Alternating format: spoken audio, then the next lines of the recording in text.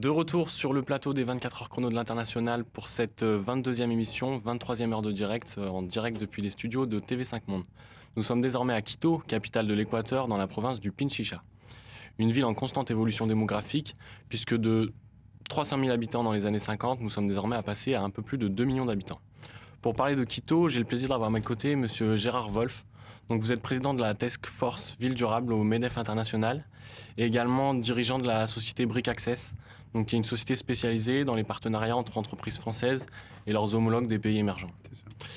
J'ai aussi à mes côtés M. Santiago Davila Valdivieso.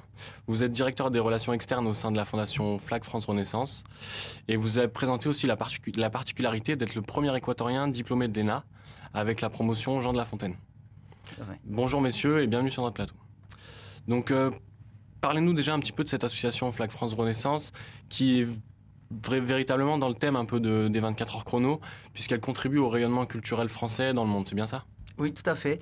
Et d'abord, merci beaucoup pour l'invitation. Je suis ravi d'être là, justement avec cette double casquette d'être équatorien et en même temps travailler pour Flag France Renaissance.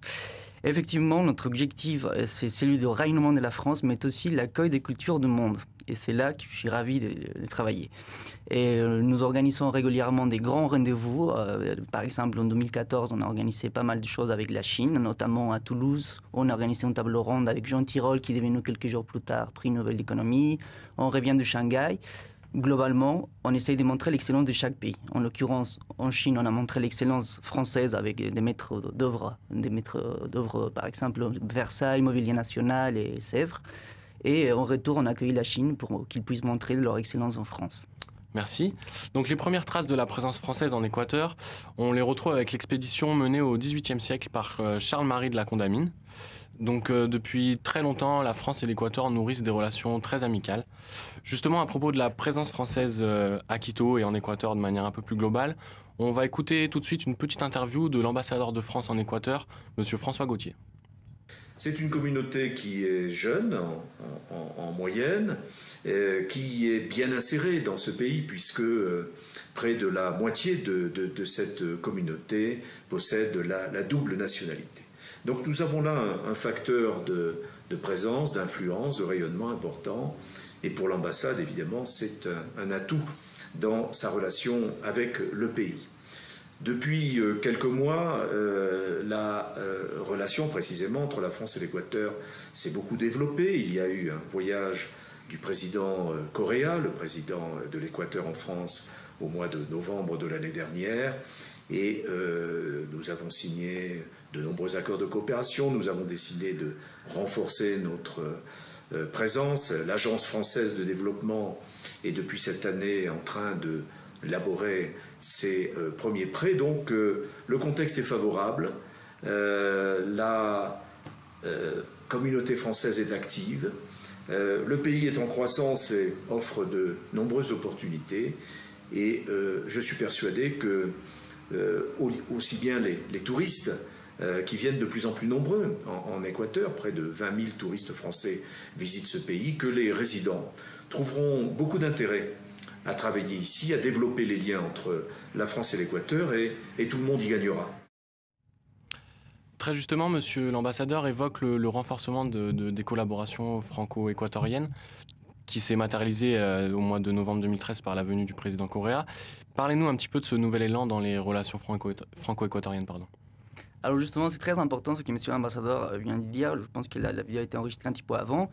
Et il n'y a pas longtemps, vous avez, à part la visite de monsieur le président de l'Équateur en France en 2014, il y a les secrétaires au commerce extérieur français qui s'est rendu à Quito, où a été signé un accord pour pouvoir ouvrir une nouvelle agence française d'investissement à Quito. Et ça répond justement à ce que vous avez dit, les relations entre la France et l'Équateur sont anciennes et constructives, puisque cet accord-là prévoit d'aider les changements de la matrice productive de l'Équateur, lancé depuis environ déjà 10 ans. D'accord, merci beaucoup. Justement, monsieur Wolf, la visite officielle du maire de Quito le 15 décembre dernier, c'est bien ça, organisée notamment par le MEDEF International, c'est un beau symbole de cette volonté de collaborer entre la France et l'Équateur. Est-ce que vous pouvez nous donner quelques précisions sur cette visite ? Oui, bien sûr. Elle s'inscrit dans ce qu'on vient de dire là depuis le début, c'est-à-dire l'économie d'un pays qui est en plein développement. Il faut se rappeler que sur les 10 dernières années, la moyenne de progression du PIB, c'est plus de 4% par an sur les 10 dernières années. Donc on a un pays globalement qui est en grosse expansion. On a une ville de Quito qui est de plus en plus importante, vous l'avez dit tout à l'heure, plus de 2 millions, bientôt 2,5 millions. Et surtout, on a une ville qui, à la fois à cause des touristes, comme le disait l'ambassadeur, mais aussi à cause de ses engagements internationaux, devient un lieu qui sera regardé de très très près du point de vue des réalisations durables, comme on dit. Je dis juste, et puis on y reviendra sûrement, que Quito accueillera en 2016, donc l'an prochain, en novembre 2016, la 3e conférence mondiale ONU Habitat, qui est quelque chose de très important dans les institutions internationales, parce que c'est là où on essaye de progresser sur les mesures globales en matière d'un habitat durable. Et c'est pour ça que le maire de Quito est venu à Paris en particulier. Donc justement, ça deviendra un peu une vitrine mondiale à ce moment-là. C'est exactement ça. Ça viendra une vitrine mondiale, et c'est pour ça que les questions de mobilité urbaine, on y reviendra sûrement dans le détail, les questions d'assainissement, les questions de traitement intelligent des déchets, de tout ce qui concerne la vie d'une ville, sont pris très au sérieux, avec un élément dominant qui est aussi le côté ville intelligente, c'est-à-dire comment est-ce qu'on peut, d'une manière la plus efficace possible, gérer au mieux en incorporant le maximum d'électronique dans la gestion, que ce soit du point de vue de l'eau, du point de vue des circulations, du point de vue des fluides divers. Donc une collaboration qui pourra se matérialiser grâce notamment au niveau de sécurité en Équateur, qui bénéficie d'un cadre assez stable, comme nous l'explique Franck Pertagas. Question sécurité, alors vous allez rencontrer beaucoup de monde qui vont vous dire de faire attention, que c'est dangereux. Vous allez parler avec des gens, surtout à Quito, qui vont vous dire de faire attention, que la ville est dangereuse. Mais j'ai ressenti, je suis sorti la nuit, je suis sorti le jour, avec du matériel, sans matériel. J'ai jamais ressenti un seul moment, je me suis jamais senti en danger. Et c'est pas plus dangereux qu'une ville de France. Non, question sécurité, alors ça c'est un bon point fort. Je me suis vraiment senti bien ici.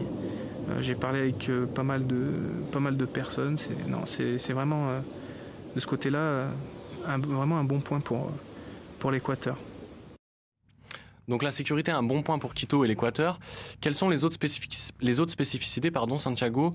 On pense notamment à l'altitude, assez atypique vue d'Europe, puisque Quito culmine à 2800 mètres d'altitude. Ah bah tout à fait. Après, plus qu'une spécificité par rapport aux difficultés effectivement de cette situation géographique, c'est un héritage historique. La ville a été fondée en 1534 par les Espagnols et ensuite on a décidé de faire la capitale Quito. C'est vrai que ça peut poser problème pour les personnes qui arrivent, mais au-delà de la petite semaine d'adaptation qui est nécessaire pour s'adapter, il y a plein d'avantages que Quito a. Par exemple, vous avez l'Amazonie à 2 heures, à 3 heures la côte équatorienne. Surtout, le plus important pour les Français, je pense, c'est un climat très favorable. On a chaque année, enfin pendant toute l'année, le printemps. Alors, à côté de tous les avantages, l'altitude n'est pas vraiment un problème pour les expatriés, je pense. En introduction, on parlait de l'explosion démographique qui a pu avoir à Quito depuis les 50 dernières années. Est-ce que justement dans la ville, elle a su répondre à cette explosion démographique? Je parle du marché de l'immobilier un petit peu. Est-ce qu'on a des logements qui sont créés depuis? Est-ce qu'on est vraiment adapté, quoi? Oui, je pense que votre question est bonne, parce que ce que doivent savoir les gens qui nous écoutent et qui nous voient ce soir, c'est que Quito s'est entouré de volcans. Et que c'est une ville qui est extrêmement longue. D'un bout à l'autre de Quito, il y a 50 kilomètres. Ce qui explique l'attention apportée aux questions de mobilité urbaine. C'est pas Paris, c'est même pas Londres, c'est plus grand que Londres, que ce qu'on appelle le Grand Londres. Donc, je pense que les questions immobilières aujourd'hui, ce sont des questions qui se résolvent dans le fait qu'on gagne du terrain sur... on va dire sur la nature d'une manière générale, mais on ne le fait correctement que si justement on est capable d'avoir des réseaux qui permettent ensuite de connecter les gens, d'où l'importance du métro, d'où l'importance des lignes de tramway, d'où l'importance des lignes de bus, toutes choses qui sont en cours de rénovation. Je voudrais juste ajouter quelque chose pendant que j'ai la parole sur les questions de sécurité, même si évidemment on ne fera pas l'ombre d'une remarque sur la situation que nous connaissons aujourd'hui en France, mais soyons clairs, il n'y a pas de grande ville. Dans mon métier à titre professionnel et dans mes fonctions à MEDEF International, Je vais dans beaucoup de métropoles, beaucoup de capitales dans le monde. J'en connais pas une où on m'a pas mis en garde sur les questions de sécurité. C'est vrai à New York, c'est vrai ici, c'est vrai un peu partout, c'est vrai à Johannesburg. Bon, j'arrête, mais c'est vrai à Moscou.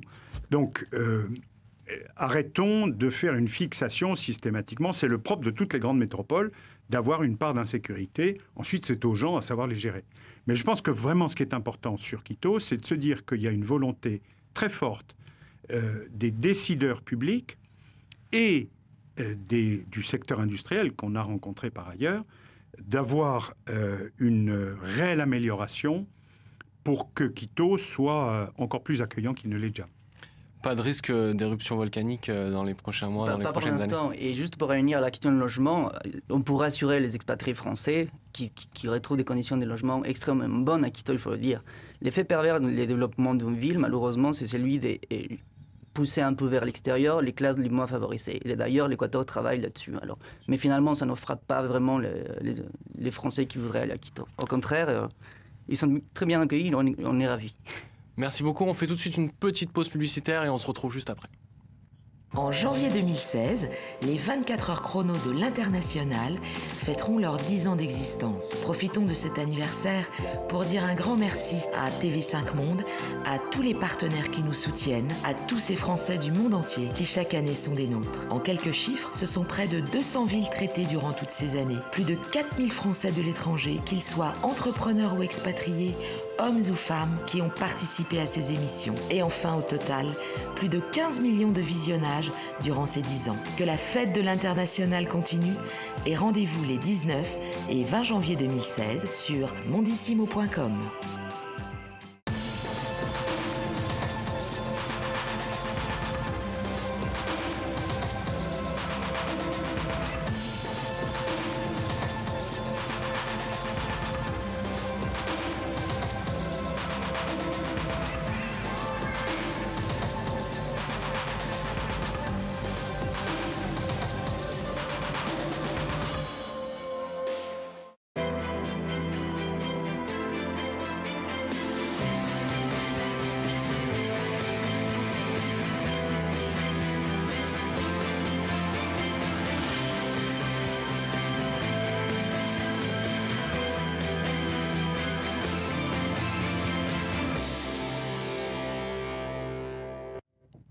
Nous sommes de retour sur le plateau des 24 heures chrono de l'International pour l'émission consacrée à Quito.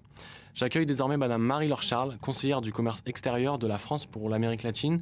Vous avez vécu 8 ans en Amérique latine et vous me disiez tout à l'heure que vous aviez peut-être pour projet de vous installer en Équateur très rapidement. Absolument. D'où ma présence ici. Monsieur Franck Pertegas, président de Ludicréation, c'est une société de web développement et vous êtes également fondateur de Cabrumbo. C'est un site que vous avez développé et qui a pour vocation de faire partager les expériences des voyageurs adeptes du contact humain et du tourisme immersif, on va dire. C'est ça, tout à fait. Est-ce que vous revenez d'ailleurs d'un voyage de 2 mois en Équateur? Est-ce que vous pouvez nous présenter très rapidement le but de ces voyages, le but de votre association? En fait, moi, le but, c'est de faire découvrir donc, différents pays de manière, on va dire, authentique et immersif. Donc là, par exemple, pour l'Équateur, je suis parti donc 2 mois pour faire découvrir l'Équateur de manière différente, c'est-à-dire j'ai juste acheté 2 billets d'avion, enfin un aller, un retour. Et j'avais un port d'attache, donc j'ai contacté une personne directement sur place là-bas. Et après, c'est de partager avec les gens et de faire en sorte que le voyage se déroule. Un peu à la manière de J'irai dormir chez vous, l'émission qui C'est vrai, c'est vrai, ça y ressemble beaucoup. Ouais. Donc vous êtes passé par Quito. Est-ce que vous pouvez nous décrire un petit peu l'ambiance générale que vous avez ressentie là-bas? Alors c'est une très grande ville, donc c'est vrai que j'étais dans la vallée, je suis arrivé dans la vallée, donc c'est plus des petites villes. Et dès qu'on arrive à Quito, on sent tout de suite l'ambiance d'une grande ville, donc c'est très actif, il y a du monde. Les gens ne viennent pas vers vous automatiquement. Par contre, si vous commencez à engager le dialogue, là, ils s'ouvrent plus. C'est chaleureux, quoi. C'est chaleureux, oui, tout à fait, oui. On sent pas... Enfin, tout à fait, c'est très chaleureux. Le dialogue est facilement... engageable. Une des spécificités aussi de l'Équateur, là on va parler un peu plus des problèmes monétaires, on va dire, c'est d'avoir adopté le dollar américain comme monnaie officielle, donc ça peut paraître un peu surprenant vu de France, comme monnaie officielle du pays en 2000. Absolument, parce qu'en fait, ce qui se passait, c'est que le secret qu'on avait avant, l'inflation était très, très, très importante. En l'an 2000, il y avait 90% d'inflation, ce qui était vraiment énorme. Donc en septembre 2010, le gouvernement équatorien a décidé de mettre le dollar américain comme monnaie nationale. Bon, au début, les Équatoriens l'ont senti au niveau de leur porte-monnaie, parce que les prix ont été multipliés par 10. Mais grâce à ça, ça a jugulé l'inflation. Et depuis 2001, en fait, l'inflation est à peu près 5%. Et cette année, elle est prévue à 3,9%. Et est-ce que ça a des conséquences sur le coût de la vie en Équateur? Ça a eu des conséquences au tout début. Maintenant, comme l'inflation est jugulée, les prix sont à peu près stables. Donc, voilà. Par contre, au niveau prix, pour les locaux, on va dire, les biens de consommation courantes, les prix sont très corrects, enfin beaucoup moins chers qu'en Europe. Par contre, tout ce qui est touriste, tout ce qui est hôtel, restaurant pour touristes, c'est quand même assez cher. Voilà. Donc vous êtes spécialiste de l'Amérique latine de manière globale. Par rapport au coût de la vie en Équateur, qu'est-ce que vous dressez un petit comparatif avec les autres pays? Qu'est-ce que vous avez le ressenti? Brésil est le plus cher, donc c'est facile comparé au Brésil, tout est moins cher forcément. Non, niveau prix, le Chili un peu plus... Après le Brésil, les prix ont bien augmenté. Non, l'Équateur, les prix sont très corrects. Hein. Vraiment, on peut y aller vivre ou en vacances, vous ne dépenserez pas beaucoup. Ça va. On va tout de suite enchaîner par un témoignage de Thierry Gréco, qui est proviseur au lycée français de Quito, le lycée La Condamine, qui nous parle du système scolaire équatorien. Pour nous, éducateurs, enseignants français, le système équatorien, le système éducatif équatorien est particulièrement intéressant à observer. C'est un pays jeune, c'est un pays qui se construit et qui est en train de reconstruire totalement, avec beaucoup d'ambition, avec une vraie recherche de qualité, son système public d'enseignement. Ça veut dire des interventions, ça veut dire un soutien que l'on peut nous apporter à la demande, des choses aussi pour nous à apprendre de cette construction du dispositif. Et puis ça veut dire aussi des bourses d'études importantes en post-bac, des bourses universitaires importantes de l'État équatorien qui amènent chaque année plusieurs dizaines d'étudiants à aller étudier en Europe et particulièrement en France, une destination qui devient de plus en plus prisée. La même chose pour ce qui est de l'Équateur. Un petit souci technique avec une autre vidéo qui s'est lancée. Je vous ai vu acquiescer un peu, Madame Charles, pendant ce témoignage. Est-ce que vous êtes plutôt d'accord avec ce que Je suis vient de dire ? totalement d'accord. Et en plus, ce proviseur a beaucoup de chance parce qu'il a des élèves illustres, vu qu'il a les enfants du président de la République. C'est quand même pas mal.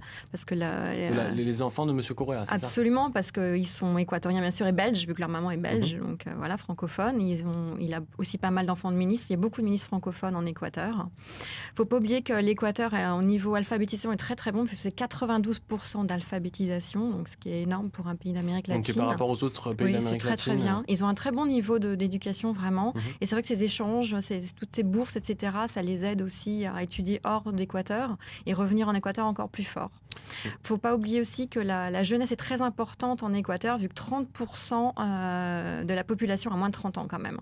Donc vraiment, tout est fait pour que la jeunesse soit bien éduquée. Vous me tendez la perche pour faire une transition. Justement, est-ce que ce dynamisme, cette jeunesse en Équateur, c'est quelque chose qui vous a profondément marqué lors de votre séjour ? En effet, oui, c'est vrai que maintenant que vous le dites, Quito et puis l'Équateur de manière générale, c'est très jeune. C'est vrai que j'ai beaucoup voyagé, mais l'Équateur, c'est vrai que la jeunesse est très présente. Du coup, oui, c'est frappant. C'est frappant. Ouais. Donc cette ouverture s'est aussi concrétisée ces dernières années par une hausse manifeste du tourisme en Équateur. Un peu plus de 120 000 touristes français sont venus en Équateur en 2013, un chiffre en constante hausse depuis plusieurs années. Est-ce que vous pouvez expliquer un petit peu ce phénomène ? Tout à fait. D'abord, c'est magnifique. Ils ont quand même 3 sites qui sont à l'UNESCO, patrimoine mondial de l'UNESCO, dont Quito, le centre-ville de Quito, qui est vraiment très très beau. Il y a les Galapagos, où il y a les fameuses tortues géantes. Voilà, les gens ne savent pas que c'est l'Équateur, mais si, c'est équatorien. Et il y a aussi un grand parc avec beaucoup de biodiversité. Donc, il y a fait 3 sites quand même qui sont au patrimoine mondial de l'UNESCO. Donc, ça attire les gens. Sachant aussi que depuis que M. Correa a été élu président, beaucoup de choses ont été faites pour les infrastructures. Donc maintenant, c'est plus facile d'aller sur les sites touristiques. Voilà, il y a une volonté réelle de promouvoir ce tourisme. Absolument. Tout ce qui est transport, tout ce qui est route, tout ce qui est hôtel. Il y a beaucoup besoin d'hôtels. Il y a eu des hôtels de construction, mais il y a beaucoup besoin d'hôtels. Donc ça, c'est une niche aussi où les Français sont bons et peuvent investir, par exemple. Au moment de sélectionner votre destination, Franck, qu'est-ce qui vous avait séduit justement pour l'Équateur? Pourquoi vous étiez-vous dirigé vers l'Équateur justement? En fait, moi je suis passionné d'Amérique latine à la base, donc toute l'Amérique latine, et plus particulièrement des zones, on va dire, amazoniennes. L'Équateur paraissait une destination idéale. J'ai déjà fait le Pérou, la Guyane. Du coup, et puis j'avais un port d'attache aussi, donc en Équateur, dans le milieu associatif de la reforestation. Donc du coup, c'était le moment idéal pour y aller. Et puis je voulais découvrir un peu ce mini Pérou, c'est-à-dire on passe facilement de la costa à l'Amazonie, enfin la partie des côtes à l'Amazonie, en passant par les Andes. Du coup, de manière rapide, c'est-à-dire on prend le bus et en 4 heures de trajet. Donc vraiment enchanté par ce voyage. Ah mais j'y retournerai, c'est sûr. Je suis tout à fait d'accord, moi qui connais bien le Pérou pour y avoir vécu, c'est un peu un mini Pérou, je suis vraiment d'accord. Les gens sont adorables, la nourriture est bonne, la meilleure nourriture d'Amérique latine, la péruvienne, et l'équatorienne, c'est vrai qu'elle est pas mal aussi. Donc voilà, c'est important la nourriture. Et prochaine destination alors en Amérique latine, vous avez déjà une idée? J'aimerais bien le Venezuela, mais j'aime toute l'Amérique latine, donc du coup, je vais essayer de découvrir. Il y a la Colombie aussi, pourquoi pas. Nouvelle petite coupure publicitaire et on se retrouve juste après.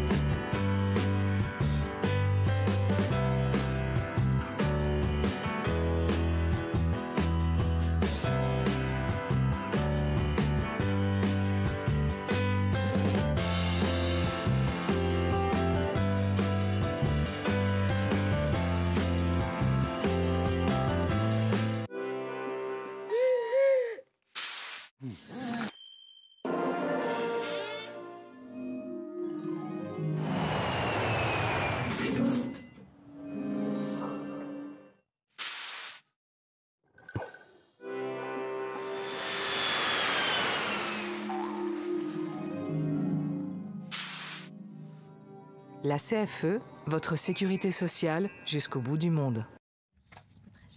Donc nous sommes de retour sur le plateau des 24 heures chrono de l'International pour cette 23e heure de direct depuis Quito, avec le retour également de Monsieur Gérard Wolf du MEDEF International. On va désormais s'attarder sur toutes les questions un peu attrait à l'économie. On a vu précédemment que le dollar était devenu la monnaie officielle depuis une quinzaine d'années. Est-ce que cette transition monétaire a profité à l'Équateur en matière d'investissement étranger ? Oui, tout à fait, parce que maintenant, les investisseurs étrangers n'ont plus peur justement de la déflation ou du taux de change, etc. Donc, c'est vraiment un plus pour l'Équateur. Monsieur Wolf, quel est justement le profil des travailleurs expatriés français en Équateur, les caractéristiques de la présence économique française en Équateur, des exemples de sociétés Le profil, en fait, il est très varié parce que ça dépend si on parle de secteur industriel. Vous avez des boîtes comme Alcatel, comme Schneider, comme Sanofi, etc., qui sont des grandes entreprises et qui ont peu d'expatriés. Je rappelle que le principe général des entreprises françaises partout dans le monde, c'est que contrairement à d'autres pays, nous n'importons pas massivement des cadres ou des non-cadres français.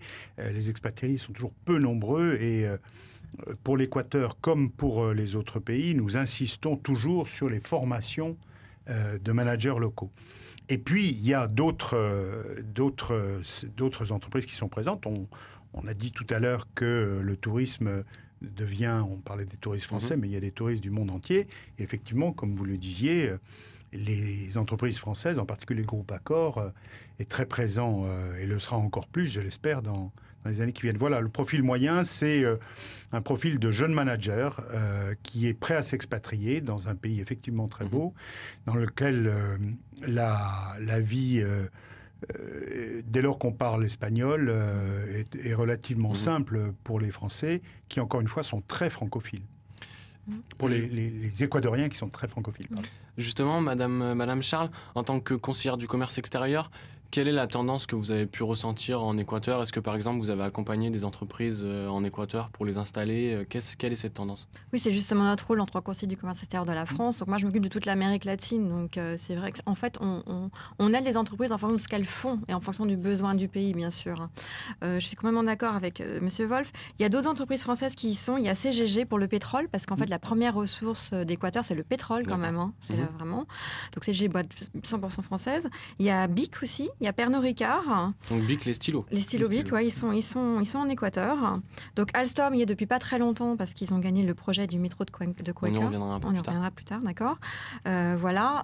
Il y a d'autres entreprises qui travaillent en partenariat avec les Équatoriens, donc en tant que représentants en fait, ou alors avec des JV.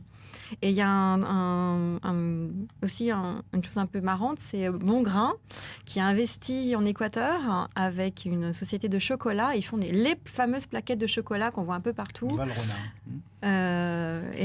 Non, c'est pas Valrhona. Donc ils peuvent profiter de la ressource du cacao. Républica Cacao, et c'est justement les fameux chocolats avec trucs à la mode, là, un peu bio, etc. Voilà. Donc ça date de juillet 2014, donc ça c'est récent. Je pense que Bongrain doit être content, j'espère. Moi, j'espère qu'on aura l'occasion d'en goûter très rapidement. Ils sont très bons, il y a plusieurs saveurs, c'est pas mal. Donc on va écouter tout de suite un petit témoignage de Nicolas Brouillet, qui est le directeur de la Chambre franco-équatorienne du commerce et de l'industrie, qui nous parle un petit peu du développement des transports en commun. Il faut savoir qu'en Équateur, depuis 2008, nous avons un nouveau président, le président Correa, qui a mis en place un changement de la matrice productrice, c'est-à-dire des efforts sur certains secteurs clés pour mettre en avant le pays et pour équilibrer donc, la situation du pays. Par exemple, on va prendre les infrastructures de transport. Depuis 2008, plus de 10 000 km de routes ont été faits ou refaits. Nous avons eu le nouvel aéroport de Quito qui s'est ouvert en février 2013, l'agrandissement de l'aéroport de Guayaquil, donc ces deux villes qui sont les deux plus grandes d'Équateur. Ensuite, nous avons eu le port de Manta qui va s'agrandir pour accueillir un nombre plus important de bateaux, le port de Guayaquil qui va agrandir sa fosse pour accueillir des bateaux plus grands, le métro de Cuenca qui a été gagné justement par un consortium d'entreprises françaises avec comme leader Alstom, et actuellement le début de la construction du métro de Quito. Donc toutes ces activités sur le thème du transport font que l'Équateur est sur une verve économique assez intéressante. Donc le développement des transports en commun en Équateur, moteur de la croissance équatorienne pour les prochaines années, vous confirmez, Monsieur Wolf? Je confirme, bien sûr, pour les raisons qu'on a indiquées, à la fois dans les transports intra-urbains, c'est vrai à Quito, mais c'est vrai à Guayaquil, c'est vrai dans d'autres villes, Cuenca, etc. Et puis, transport interurbain, puisque, effectivement, il y a de plus en plus de touristes, pour le coup, qui veulent visiter les différentes parties de l'Équateur et qu'il faut absolument aller plus loin en matière d'infrastructure. Marie-Laure, vous parliez précédemment du développement du métro à Cuenca. Est-ce que, justement, vous pouvez en dire un petit peu plus à propos de cela? En fait, on aurait été ravis de faire aussi, la France, le métro de Quito, mais bon.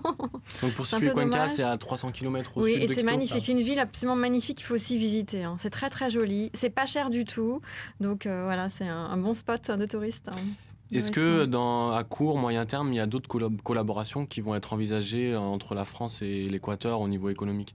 En fait, justement, on parlait dans le reportage du port de Guayaquil et de Manta. Là, il y a beaucoup d'entreprises françaises qui peuvent apporter leur savoir-faire et leurs produits, en fait, ou leur système.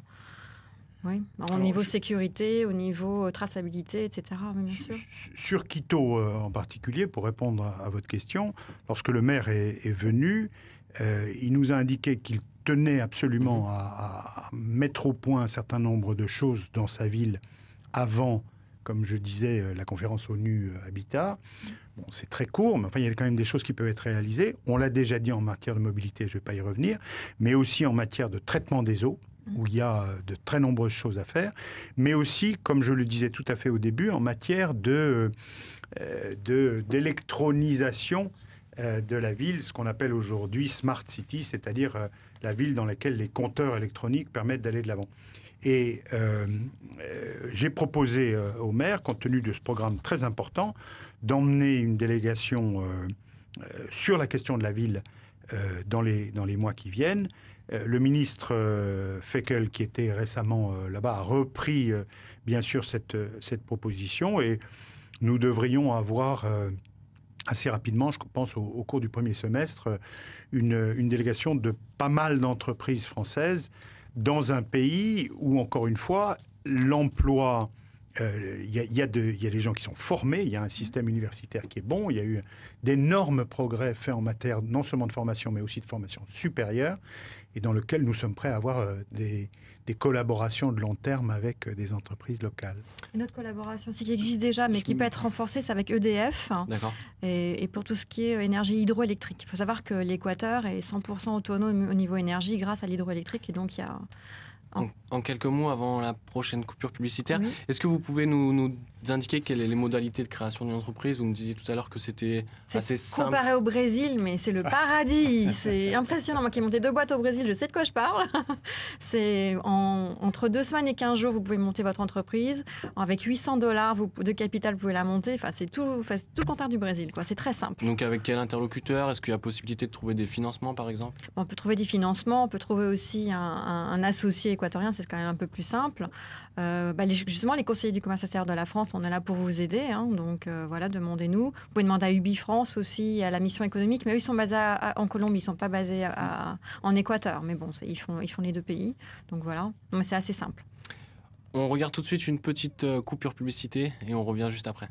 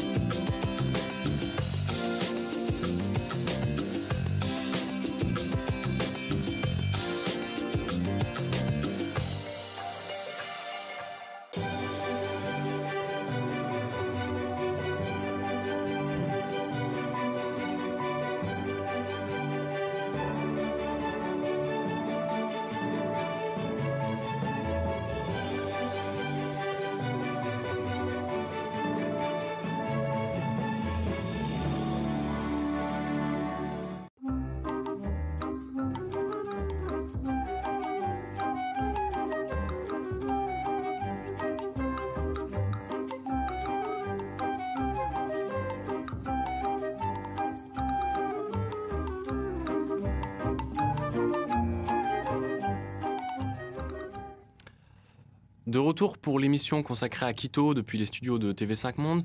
J'ai toujours à mes côtés Madame Charles, conseillère du commerce extérieur, et j'accueille à nouveau Monsieur Santiago Davila Valdivieso, directeur des relations externes chez Flag France Renaissance. Santiago, vous connaissez bien le pays. Quels pourraient être selon vous les secteurs porteurs, les secteurs de niche vers lesquels les entreprises françaises pourraient s'engouffrer dans les prochaines années? Alors, je pense que tout a été dit concernant les domaines dans lesquels les Français peuvent investir. Mais globalement, je pense à 3 choses qui répondent au final au souhait de l'Équateur de vouloir changer sa matrice productive et diversifier l'économie. Qu'est-ce que ça veut dire? On l'a dit tout à l'heure, construire de nouvelles autoroutes, construire de nouveaux hôpitaux et surtout changer aux énergies renouvelables. On s'est fixé, si je ne me trompe pas, un objectif pour 2020 qui est déjà commencé d'ailleurs avec l'électricité, de produire 90% de notre électricité, ce qui est pas mal. C'est le premier domaine, la construction donc, et les énergies renouvelables. Et deuxième, évidemment, depuis 1735, ça a commencé par la science, c'est la culture, l'éducation supérieure et la recherche. C'est d'ailleurs, on est le premier pays en Amérique latine à avoir 9000 boursiers dans le monde, financés par les gouvernements équatoriens, et finalement, bien sûr, le tourisme et la culture qui occupent une place très importante dans nos relations avec la France. Donc effectivement, malgré un protectionnisme de façade depuis l'arrivée au pouvoir de Rafael Correa, justement, c'est pas du tout ce qu'on constate. On constate une réelle ouverture au monde sur tous les secteurs. Vous avez employé le bon mot, c'est de façade, parce que dans la vraie vie, c'est pas du tout le cas en fait. Du tout. Surtout qu'en ce moment, on négocie les nouveaux accords avec l'Union européenne. Absolument. On a tout intérêt justement à faire que cette façade ne soit plus une et qu'on retrouve la... Donc justement, avec cet environnement économique propice et un cadre juridique assez stable, ça incite forcément à aux investissements étrangers? Tout à fait. Moi qui connais bien l'Amérique latine, moi je dirais que l'Équateur serait le 4e pays. Le premier, c'est le Chili. Là, vous pouvez y aller les yeux fermés sans problème. Le deuxième, ce serait la Colombie, parce que ça marche pas mal et il y a quand même un peu plus d'habitants. Il n'y a que 17 millions d'habitants en Équateur, donc c'est un petit marché. Le 4e, je dirais le Pérou. Le 3e, Pérou. Le 4e, je dirais l'Équateur. Tout est relatif, Voilà. bien sûr. Bien sûr. J'ai un Équatorien à côté de moi, mais voilà. On va pas vous fâcher. Hein. Bon, je m'exécute avec le Pérou, ça va. Donc, par exemple, l'Équateur, c'est le pays numéro 1 en termes d'exportation de bananes. Bananes, Est-ce qu'il y a crevettes. d'autres Oui, les crevettes. Par exemple, dans spécificités, toute l'Amérique latine, quand vous avez un menu, vous avez toujours camarón équatoriano. Ils mettent toujours que c'est équatorien, c'est marrant. En Donc France, la crevette équatorienne est très n'a rien à connue. envier à toutes les autres crevettes. Non, non, non. Malheureusement, 60% de l'économie, c'est le pétrole. Et c'est ça qu'on essaye de diversifier, justement. Les roses aussi sont très bons en rose. Donc c'est ce qu'on disait, l'Équateur c'est un petit marché et c'est indispensable de s'ouvrir à d'autres marchés pour pouvoir exporter ses produits justement. L'Équateur d'ailleurs défend beaucoup la régionalisation. Évidemment, on est un petit pays, on a besoin des autres et ce qui fait la force un peu, ce qui en rêve depuis toujours, c'est avoir l'équivalent de l'Union européenne mais en Amérique latine. La Grande Colombie, c'était un vieux projet qu'on espère aboutir un jour. Et justement, ces exportations, elles sont ancrées dans un contexte latino-américain où vraiment il y a des partenaires dans le monde entier? Le plus grand partenaire, c'est les États-Unis à cause de la dollarisation, justement. Vraiment. Tout à fait. Voilà. On écoute justement un petit témoignage de Nicolas Brouillet, le directeur de la Chambre franco-équatorienne du commerce et de l'industrie. On voit pas mal de Français qui viennent en Équateur, qui achètent un terrain. C'est vrai qu'après, le prix des terrains, etc., est beaucoup moins élevé pour créer un camping avec des différents concepts qu'on voit en Europe, mais qu'il n'y a pas du tout en Amérique du Sud, ou alors pour planter du cacao, pour au bout de 2 ans avoir une certaine production. Le café, c'est la même chose aussi. Après, ce qu'il faut savoir, c'est que la création d'entreprise en Équateur, ça s'est beaucoup amélioré. On était à plus de 30 jours ouvrables pour créer une entreprise. Maintenant, on est passé à 2 jours ouvrables. Donc, c'est qu'il y a beaucoup d'efforts qui ont été faits. Ça a été facilité de la part du ministère du Commerce, de la part du ministère de l'Économie qui s'occupe avec les impôts, etc. Et bien sûr, la Chambre, on est sur le qui-vive, c'est-à-dire qu'on est là pour répondre et pour mettre à jour toutes ces informations. Donc c'est vrai qu'après, on a le Doing Business in France, où on explique aux Équatoriens comment faire du commerce en France et comment s'installer en France, mais aussi vice-versa, on a la même chose pour ce qui est de l'Équateur. Vous souhaitez peut-être un peu nuancer les propos de Nicolas Brouillet? 2 jours pour monter une entreprise, c'est quand même pas beaucoup quand même. Donc très rapide. Comparé à d'autres pays, c'est très rapide. Donc voilà. une administration très réactive et qui encourage justement. Et qui encourage les investisseurs étrangers. Donc on est les bienvenus, donc il faut en profiter. Hein. Et je sais pas, mais par exemple, en France, on peut déclarer une entreprise sur Internet. Est-ce que c'est également le cas en Équateur? Je vous pose peut-être là, c'est une colle. Là. Alors, il y a toute l'information sur Internet. Vous avez les formulaires un peu comme en France, mais la création en tant que telle sur Internet, c'est pas encore possible. Mais tout avance petit à petit et ça sera finalement possible dans quelques années, on espère. Donc, avec un coût très limité, on parlait de $800 pour créer une société? Alors, il y a une petite nuance quand même à apporter là-dessus, c'est que pour avoir les droits de créer une entreprise, c'est très rapide, mais une fois que vous avez obtenu un visa... Il faut d'abord avoir un visa en France avant de partir. Hein. Voilà. Les conditions d'obtention il y a du le visa de travail difficiles. et il y a un visa de résidence. C'est deux visas différents. C'est assez rapide en fait. Une fois que vous avez ces visas qui est plus facile à obtenir que dans d'autres pays, la création d'entreprise, comme Madame l'a dit tout à l'heure, est très rapide. Sachant que vous pouvez aller en Équateur pour 3 mois sans visa, sans rien, un visa de touriste en fait. Donc vous pouvez aller voir comment c'est vos démarches, revenir, voilà. Et vous pouvez renouveler en plus vos 3 mois. Combien d'heures de vol pour un vol de Paris-Quito sans escale? Malheureusement, Air France ne fait pas encore. Pas direct. Donc c'est soit par Iberia avec Madrid, soit par KLM avec Amsterdam. Ou alors Air France avec Panama. D'accord, donc pas la porte à côté. Non, c'est pas à côté, non. Il y a forcément un changement de toute façon. En guise de conclusion générale, quelles sont pour vous, Madame Charles, les erreurs à absolument éviter si on veut s'implanter ou développer une société en Équateur? Il n'y a pas d'erreur précise pour l'Équateur, mais c'est une erreur que font beaucoup de Français dans le monde entier. On n'est pas les meilleurs, et surtout quand on n'est pas chez soi. Donc, il faut toujours s'adapter au pays où on est. Voilà. Voilà. Mais non, c'est pas, comme je disais, c'est pas un pays difficile. Ils sont très accueillants, ils sont très contents d'avoir des étrangers. Donc, du coup, oui, si vous n'êtes pas le meilleur, si vous prenez pas pour le meilleur du monde, il n'y a pas de souci, quoi. Voilà. Et Santiago, un conseil avisé à nos téléspectateurs qui souhaitent s'implanter à Quito? Vous pouvez vous adresser directement à Marie-Laure puisque c'est son projet. Je suis d'accord avec vous et surtout ce que vous dites à l'instant. Je pense qu'après, il faut avoir un plan. Même les erreurs, c'est humain.